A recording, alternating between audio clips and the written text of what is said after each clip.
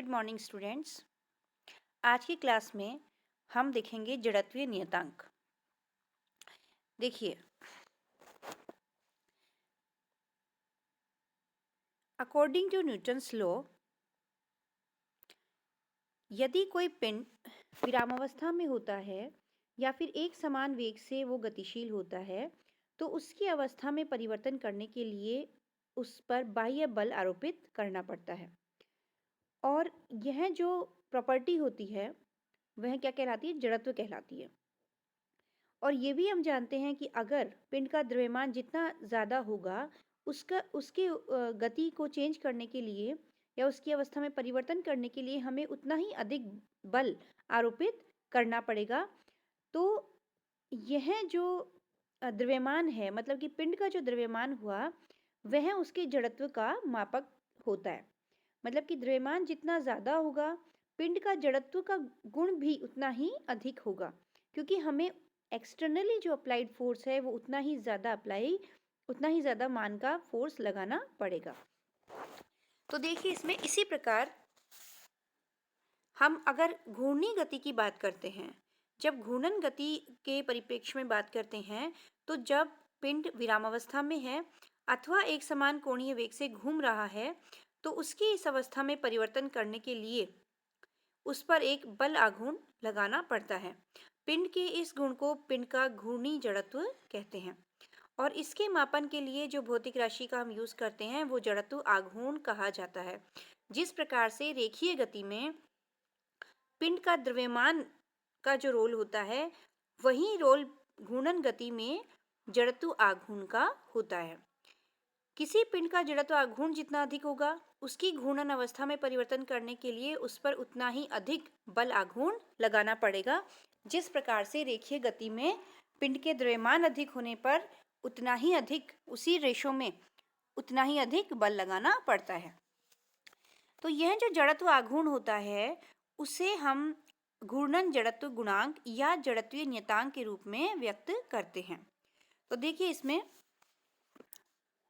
हाँ, एक अंतर, जो बहुत बड़ा अंतर है जड़त्व और जड़त्व आघूर्ण में। जड़त्व क्या है?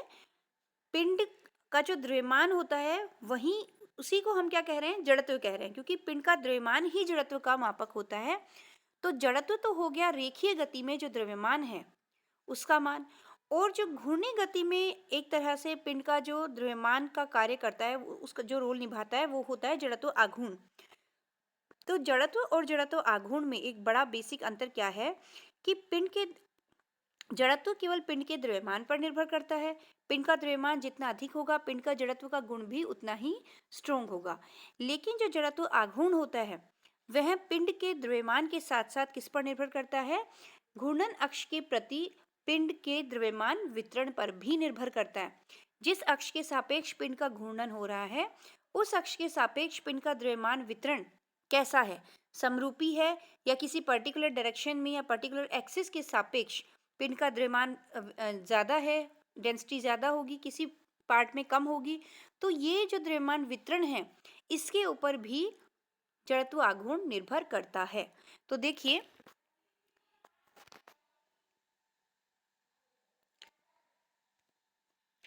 किसी पिंड को कणों का निकाय माने, अगर हमने माना कि एक पिंड है और उसमें बहुत सारे पार्टिकल्स हैं, तो मूल बिंदु O के सापेक्ष पिंड का कुल कोणीय संवेग J का मान कितना होगा?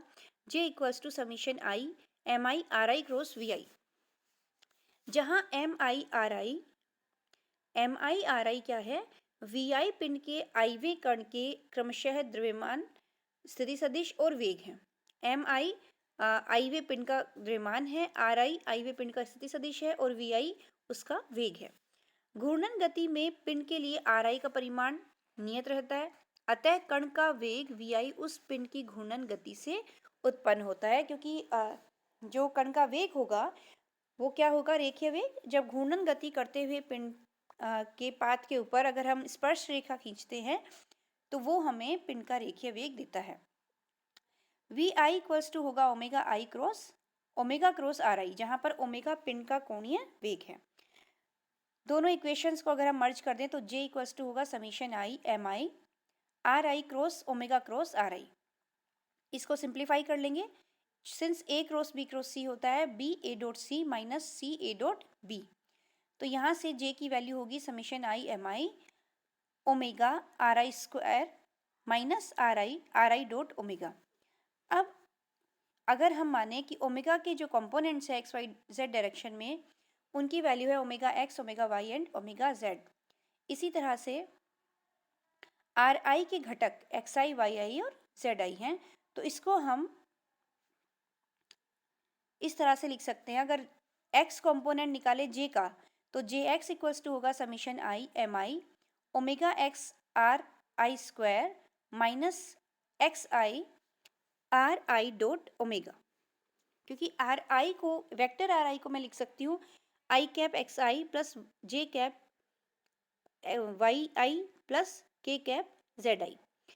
आर आई डॉट ओमेगा जो राशि है ब्रैकेट में सेकेंड टर्म जो आ रहा है, आर आई डॉट ओमेगा एक अदिश राशि है तथा इसकी वैल्यू क्या होगी X I omega X plus Y I omega Y plus Z I omega Z होगा। अतः J X equals to J X की वैल्यू होगी summation I M I R I square minus X I square omega X. इसको हम simplify कर रहे हैं, यहाँ पर जो आर आई डॉट ओमेगा की वैल्यू है ये पुट कर देंगे, तो इस तरह से तीन टर्म हमें मिलेंगी इक्वेशन नंबर 6 में जो शो हो रही है।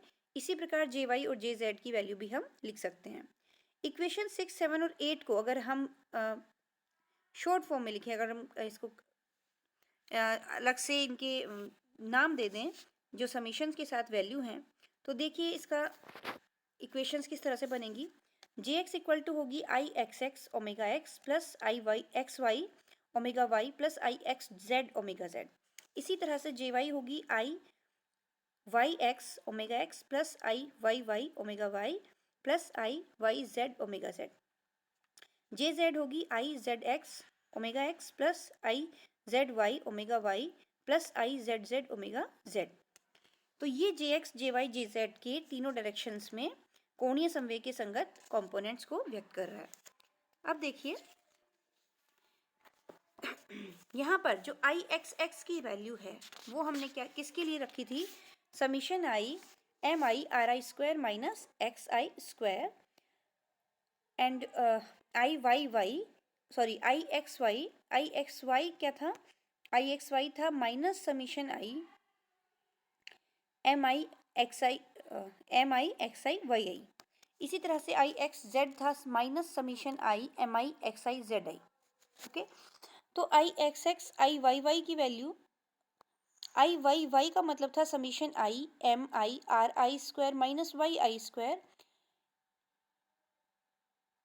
Okay, and I Z Z equals to था summation I M I R I square minus Z I square. I X Y और आई वाई जेड दोनों इक्वल हैं। आई एक्स वाई और I Y no I Y X equal हैं, I X Y और I Y x दोनों equal है। इसी तरह से आई एक्स जेड और आई जेड एक्स इक्वल हैं। इसी तरह से आई वाई जेड और आई जेड वाई इक्वल है। ये जो नो कंपोनेंट आए हैं या नो ये जो कोफिशिएंट्स हैं इन्हीं को हम क्या कहते हैं, जड़त्वीय गुणांक कहते हैं। क्योंकि आप देखिए जब हम रेखीय संवेग को लिखते हैं पी इक्वल्स टू हम क्या लिखते हैं M into V, P equals to M V हम लिखते हैं। इसका मतलब संवेग इक्वल्स टू होता है द्रव्यमान गुणा वेग। यहाँ पर हमने जे को किसकी टर्म्स में लिख दिया, जड़त्व आघूर्ण गुणा कोणीय वेग। तो यहाँ पर ये जो आई जो टर्म हमने दी है ये किसको व्यक्त कर रहा है, जड़त्व आघूर्ण को। तो ये जड़त्व आघूर्ण के 9 कंपोनेंट्स हैं एक तरह से, इन्हीं को हम क्या कहते हैं, जड़त्वीय गुणांक या इनर्शियल कोफिशिएंट्स कहते हैं। इसको जो इक्वेशन 9 है इसको हम लिख लेते हैं मैट्रिक्स की फॉर्म में। तो इसको हम लिखेंगे J X J Y J Z equals to matrix बना लेंगे, आई के जो 9 कोफिशिएंट्स हैं इनकी मैट्रिक्स बना ली और ओमेगा एक्स ओमेगा वाई और ओमेगा जेड। उपरोक्त जड़त्वीय गुणांकों की मैट्रिक्स के विकर्ण जो एलिमेंट्स हैं, विकर्ण जो पद हैं, इनमें एक विशेष गुण होता है। जैसे आई एक्स एक्स को हम क्या लिख सकते हैं, summation I M I R I square minus X I square equals to, यहाँ आर आई स्क्वायर को मैं लिख दूंगी X I square plus Y I square plus Z I square, तो रिमेनिंग क्या बचेगा, summation I M I Y I square plus Z I square. यहाँ जो Y I square plus Z I square quantity है, this is ith कण का x अक्ष से दूरी का वर्ग, ith कण की एक्स अक्ष से दूरी का वर्ग को बता रही है, अर्थात आई एक्स एक्स कण के द्रव्यमान को उसकी एक्स अक्ष से दूरी के वर्ग से गुणा करें और फिर सभी कणों के लिए योग करके ज्ञात किया जा सकता है। हम क्या कर रहे हैं, पहले फर्स्ट कण के द्रव्यमान को एक्स अक्ष से दूरी के वर्ग से गुणा किया, फिर सेकंड कण के द्रव्यमान को किया, इसी तरह से सभी कण का अगर ये प्रोसेस हम कर देते हैं और उनको ऐड कर देते हैं तो ये हमें आई एक्स एक्स देता है। अतः आई एक्स एक्स दृढ़ पिंड का एक्स अक्ष के सापेक्ष क्या बता रहा है, जड़त्व आघूर्ण बता रहा है। तो ये जब सभी कणों के लिए हमने कर दिया तो ये टोटल पिंड के लिए नेट वैल्यू दे रहा है हमें किस चीज की, एक्स अक्ष के सापेक्ष जड़त्व आघूर्ण की। तो इसी प्रकार आई वाई वाई और आई जेड जेड क्या हो जाएंगी, आई वाई वाई होगा वाई अक्ष के प्रति जड़त्व आघूर्ण, आई जेड जेड होगा जेड अक्ष के प्रति जड़त्व आघूर्ण। ये 9 जड़त्वीय गुणांक एक सेकंड रैंक टेंसर के घटक हैं। इस टेंसर को जड़त्वीय आघूर्ण टेंसर भी कहते हैं। इस टेंसर के लिए जैसा सिद्ध किया जा चुका है कि आई आई जे इक्वल्स टू आई जे आई होता है। देखिए I X Y equals to I Y X था, I X Z equals to I Z X था और I Y Z equals to I Z Y था। तो ये जो है ये सममित टेंसर है। कैसा टेंसर है, विकर्ण के अलावा जो एलिमेंट्स हैं इस टेंसर के उनमें सब में सिमेट्रिसिटी मिल रही है, इसलिए यह एक सिमेट्रिक टेंसर है या सममित टेंसर है। जड़त्व आघूर्ण टेंसर कोणीय संवेग जे तथा कोणीय वेग ओमेगा में संबंध स्थापित कर रहा है। तो किन दो क्वांटिटीज में रिलेशन मेंटेन कर रहा है, बिटवीन जे एंड ओमेगा, कोणीय संवेग और कोणीय वेग के बीच में। अब देखिए इक्वेशन 9 के अकॉर्डिंग कोणीय संवेग सदिश जे की दिशा सदैव घूर्णन अक्ष या कोणीय वेग ओमेगा की दिशा में नहीं होती है, जबकि सदिश आर आई और कोणीय सदिश ओमेगा दोनों लंबवत ना हो। अगर आर आई और ओमेगा लंबवत होंगे तब जे की जो डायरेक्शन होगी वो घूर्णन अक्ष के दिशा में होगी, अदरवाइज ये जरूरी नहीं है।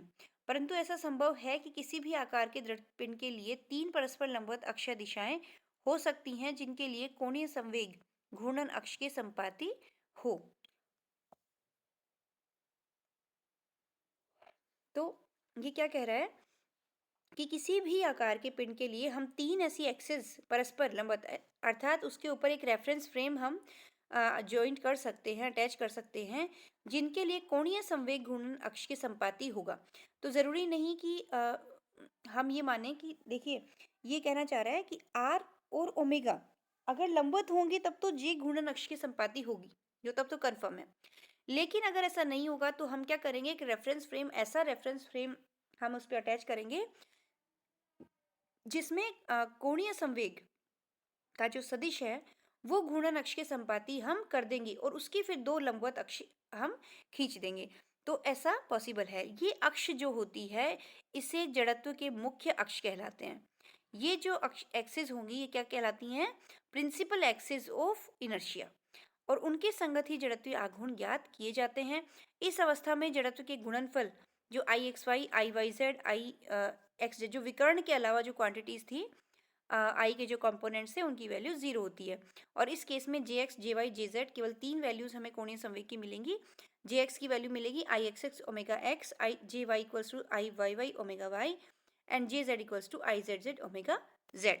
तो इस तरह ये 3 वैल्यू केवल 3 टर्म्स में ही हमें जे एक्स, जे वाई और जे जेड की वैल्यूज मिलेंगी। तो ये हमें ध्यान रखना है कि प्रिंसिपल एक्सिस की हम जब बात करेंगे तो जो विकर्ण के अलावा जो कंपोनेंट्स थे आई के उन सब की वैल्यू 0 हो जाएंगी, और उस केस में जे एक्स केवल ओमेगा एक्स के टर्म में होगा, जे वाई ओमेगा वाई के टर्म में होगा और जे जेड ओमेगा जेड के टर्म में होगा। तो ये हमें ध्यान रखना है। तो ये जो कंपोनेंट्स हमारे आए इसमें डिराइव किए हमने आज, ये कहलाते हैं कोफिशिएंट्स ऑफ इनर्शिया या इनर्शियल कोफिशिएंट्स। तो ये हमें ध्यान रखना है। Thank you.